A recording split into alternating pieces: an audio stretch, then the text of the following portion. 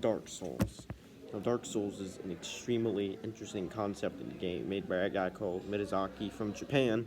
The game was originally made with the idea of breaking every single norm that had ever been established in a game before.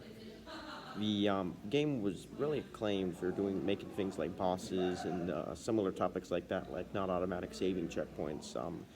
Really acclaimed, and people started calling every single hard game Dark Souls. That's why that needs to stop, because not everything's like Dark Souls. Just because a game is tough doesn't make it like Dark Souls whatsoever. Now, this video is going to be about the lore and the history behind Dark Souls. So, Dark Souls starts you off in introductory like cutscene that there is a world. That's just gray crags, giant gray spikes, and fog, ruled by dragons that are immortal and have scales that don't give them any emotions. And then fire happens down like deep down in the earth, and down there in the earth, this fire starts, and then people living down there under the rule of the dragons find this fire, and with the fire comes things like light and dark, and not just grayness, emotions, life and death, light and dark, good and bad, things like that come. Essentially, instead of everything just being gray, there's a good, and then there's a bad now. So that happens. Four main people. Four. Mount Balthasar. The first is Lord Gwyn, Lord of Sunlight, him and his Silver Knights. Second, the Witch of Izalith and her Daughters of Chaos. Three is Nito, first of the dead. And fourth is the third of Pygmy, and he is easily forgotten, known to be the father of humanity in the game.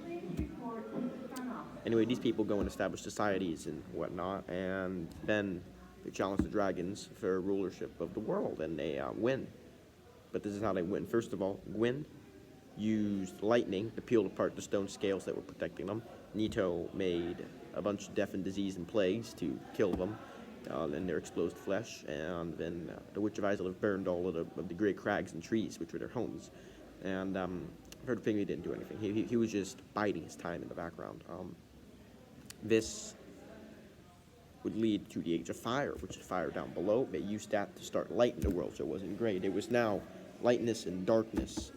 And this Age of Fire would perpetuate for a long time, leading Gwyn to establish civilizations and ages and all sorts of things that would come a wrap out. All of these things would eventually, of course, lead to societies and Gwyn becoming a king and cities being established. But then, that all happened. And when the game starts, the Age of Fire is dying out. Things have gotten pretty bad. And among the humans, there's this thing, there's this curse. They become undead, and they're branded with a sign, it's a black circle, but it's edged in fire. And it brands the humans, and this tells you that the humans are branded with this. It's called the curse. It's called the dark sign and the curse of the undead. You start the game, and your job is essentially to get rid of it. But now there's a couple other things that lore need to be filled in. How did Gwyn get his lightning bolts and find out that people apart the stone scales? When the fire was created, it was a dragon that was just born then. His name was Seath. Seath was an albino dragon with no scales, and he didn't have scales. He had emotions like anger and stuff. He had nothing to gain from the dragons being around because he would die. So he went, I'm going to side with the humans and stuff, and the godlike people. And he told them, dragons are weak to lightning. So they used the lightning, and Seath was rewarded with dukedom and became like a duke. Got part of Gwyn's soul because Gwyn had like a giant soul. They found like the biggest one, and what's his name? It was this other guy that fought with Gwyn. His name was Havel the Rock, not the Rock Johnson. Bad joke. He was called the Rock because he was like steadfast and he had like stone armor and he fought dragons, but he hated dragons, especially Seath, because Seath probably killed his daughter or his wife, someone close to him. Because that happened, he ended up to hate Seath. He ended up hating Seath and kind of alienated him, and he just ran off and did his own thing. Kind of started a plot against the gods. That's a video for another time. This is just covering the basic lore if I ever do make a video on that. So, Izalith, the Witch of Izalith is like, Gwyn's like, oh, the flame's dying out, and Witch Izalith's like, I got a plan. I'm going to use my soul I found, which is like a soul of creation in life, and I'm going to make a new soul, a new flame. She tried, and it kind of failed, and it went out of control and turned everybody into demons. Well, not really, at least from what I've gathered, is that it started demonhood, The Witch of Islip had to get control over it, and then some of her daughters became demons, and then she started giving birth to lots of demons and developed a demon society. Gwyn starts sacrificing things.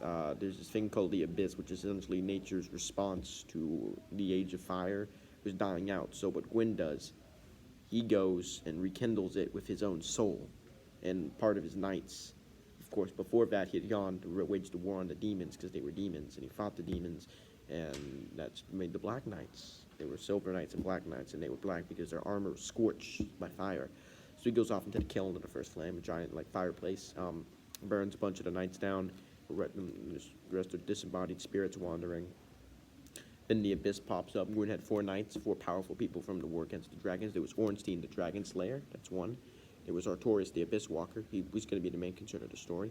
There was Go, a giant. Go, I think it was Goff. Goff was another Dragon Slayer, but he used bows and arrows. And then there was the 4th one, Chiron, the Lord's Blade, an assassin that killed like enemies of the state. And so Artorias, so the Abyss rises in a place called New Londo, where there were 4 kings.